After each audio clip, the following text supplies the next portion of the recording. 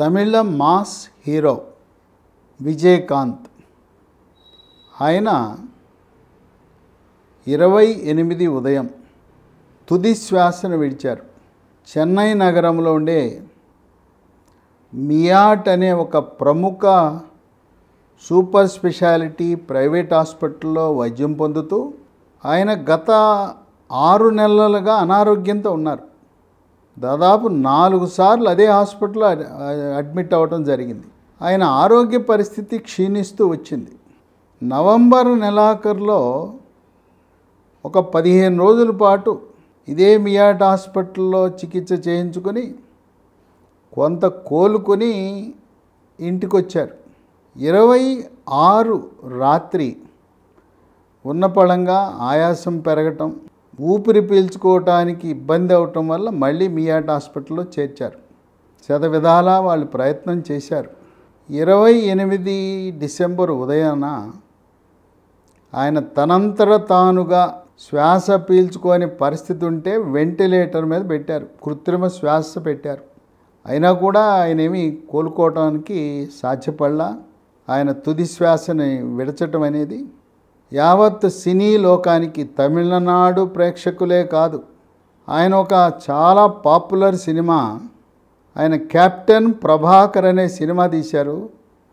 దాన్ని తెలుగులో కూడా డబ్బింగ్ చేయటం వల్ల ఆ సినిమా హిట్ అయినప్పటి నుంచి ఆయన్ని ముద్దుగా విజయకాంత్ని కెప్టెన్ అని పిలవటం ప్రారంభించారు. ఈయనకి పలు అనారోగ్య సమస్యలు ఉన్నాయి. ఈ పలు అనారోగ్య సమస్యలతో పాటు ఆయనకి కోవిడ్ కూడా సోకింది. ఈ రోగనిరోధక వ్యవస్థ బలహీనంగా ఉండటం వల్ల, అనారోగ్యంగా ఉండటం వల్ల సునాయాసంగా కోవిడ్ ప్రవేశించింది. విజయకాంత్ ఆయనకి చేయవలసిన భూమి మీద ఎటువంటి చికిత్సలు ఉన్నాయో అన్ని చికిత్సలు అందించారు. విజయకాంత్ ఆయన మొట్టమొదటి సినిమా ఇనిక్కుం ఇలైమతే, ఆ సినిమాతో ప్రారంభించి 2018లో ఆఖరి సినిమా మధుర వీరన్ 2018తో ఆయన సినీ జీవితానికి దూరం అయ్యారు. 2005లో ఆయనకు ఒక కోరిక కలిగింది. ఆ కోరిక కలగడానికి కూడా కారణం ఏంటంటే ఆయన 150 సినిమాల్లో నటించినప్పుడు ఒక 20 సినిమాలలో పోలీసు పాత్ర పోషించటం వల్ల సామాజిక న్యాయం కావాలి, సమాజంలో జరుగుతున్న అక్రమాలు, అరాచకాలు, అవినీతిని అడ్డుకట్ట వేయాలంటే రాజకీయాల ద్వారానే సాధ్యమని చెప్పి 2005లో డిఎండికే అనే పార్టీని స్థాపించాడు. అన్నా డిఎంకే జయలలిత పార్టీతో పొత్తు పెట్టుకుని 36 సీట్లలో ఎమ్మెల్యేలను గెలుపొందారు. ఆయన 2006లో మొట్టమొదటిసారిగా తమిళనాడు శాసనసభలో ప్రవేశించాడు. 2011-16 మధ్య తమిళనాడు రాష్ట్ర శాసనసభలో ప్రతిపక్ష నేతగా కూడా వ్యవహరించాడు. ఈ విజయకాంత్ అసలు పేరు నారాయణన్ విజయరాజ్ అలగర్ స్వామి. ఆయన 1952 ఆగస్టు 25న జన్మించాడు. మధురైలో జన్మించాడు. ప్రస్తుతం ఆయన వయసు 70 సంవత్సరాలు. 2 కుమారులు ఉన్నారు. సతీమణి ప్రేమలత. ఈయన ఈ డిఎండికే పార్టీకి వ్యవస్థాపక అధ్యక్షుడు. భార్య ప్రేమలతని ఈ పార్టీకి కోశాధికారిగా నియమించారు.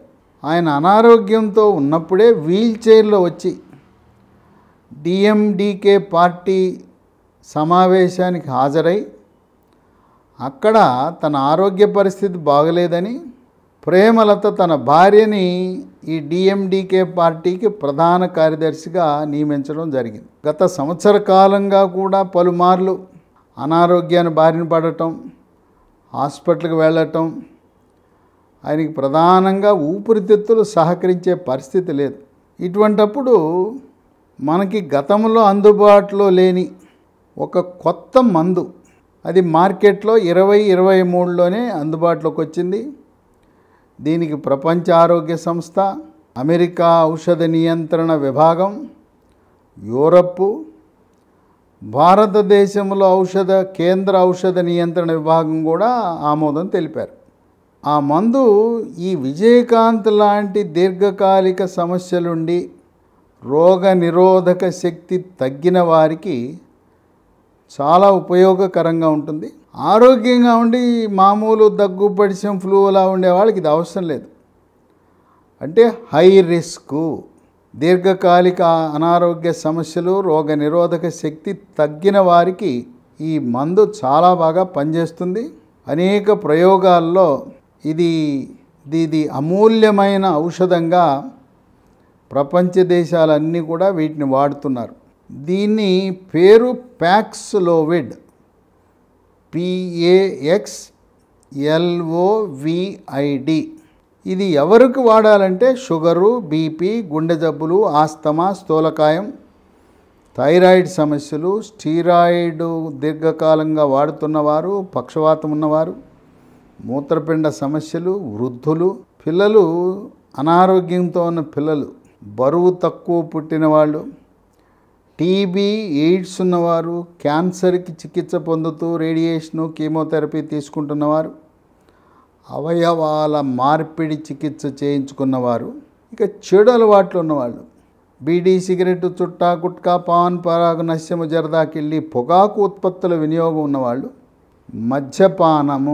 మద్యపానం సేవించటం వల్ల కాలేయము, క్లోమగ్రంథి పాడైపోయిన వారు ఈ మందు వాడితే కోవిడ్ వైరస్ JN1 కోవకి చెందింది చక్కగా స్పందిస్తుంది. ఈ ప్యాక్స్లోవిడ్ అనే మందు భారతదేశంలో కూడా అందుబాటులోకి వచ్చింది.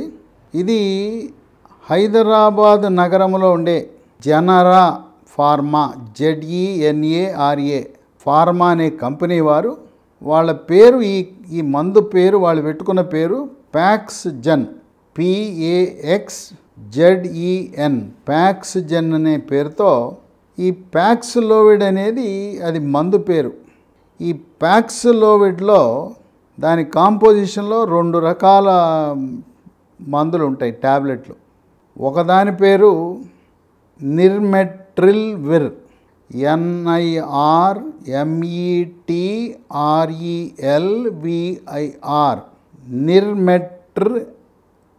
నిర్మెట్రిల్విర్. ఇది 300 మిల్లీగ్రాములు కావాలి.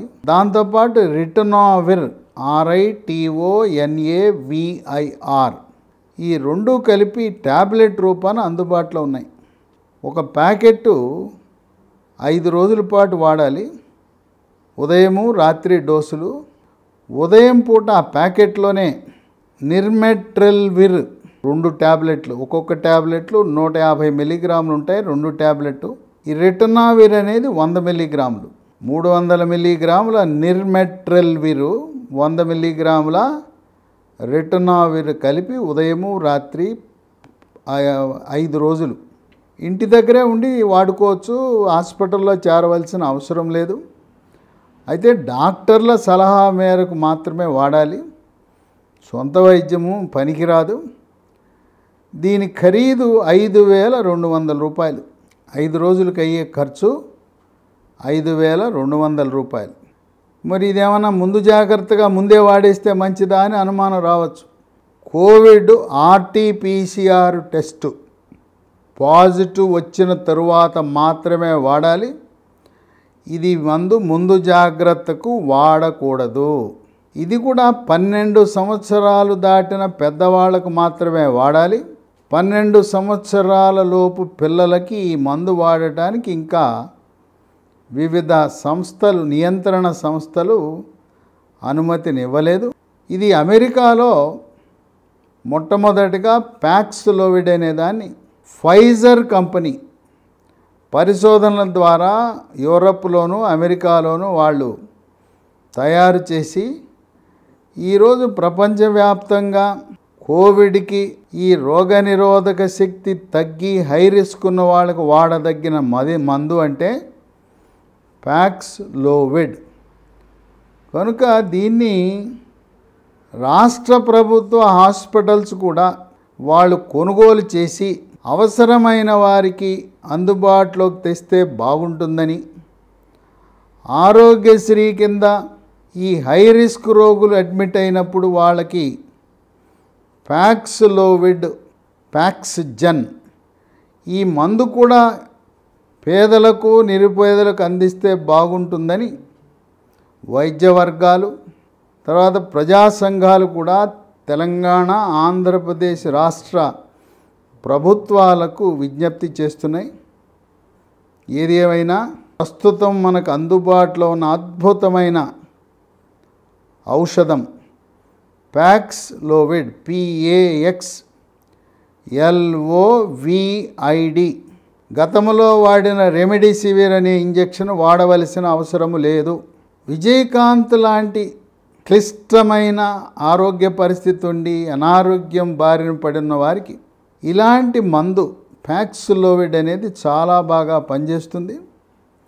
ఇప్పటికే 3 డోసుల టీకాలు వాడిన వారు 4వ డోసు అవసరం లేదని భారతీయ వైద్య పరిశోధన మండలి, Indian council of medical research director general Bhargava గారు సూచన ఇచ్చారు. ఒకవేళ ఇప్పటివరకు మీరు ఎవరైనా 1 డోసు కూడా తీసుకోకుండా ఉంటే వాళ్ళు మాత్రము కోవాక్సినో కోవిషీల్డో తీసుకోవచ్చు, కానీ 3 డోసులు పూర్తయిన వారు ఎట్టి పరిస్థితుల్లో 4వ డోసు అవసరము లేదని కేంద్ర ప్రభుత్వం హెచ్చరిస్తూ ఉంది. విజయకాంత్ చలనచిత్ర రంగంలో ఒక లెజెండ్గా మిగిలిపోయి తెలుగు ప్రజలు, తమిళ ప్రజల హృదయాలలో ఒక మాస్ హీరోగా, కెప్టెన్గానే చిరస్మరణీయుడిగా మిగిలిపోతాడు.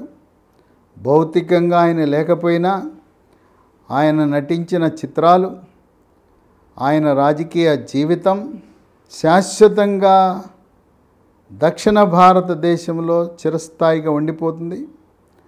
ఆయన ఆత్మ శాంతించాలని శివైక్యము చెందిన విజయకాంత్ ఆయన కుటుంబ సభ్యులకు ప్రగాఢ సంతాపాన్ని తెలియజేస్తున్నారు. సినీ ప్రముఖులు, రాజకీయ ప్రముఖులు వాళ్ళందరూ కూడా విజయకాంత్ చేసిన సేవలను కొనియాడుతూ తమిళనాడు రాష్ట్ర ప్రగతికి ఆయన అందించిన సేవలను ఒక్కసారి స్మరించుకోవటం అనేది విశేషము.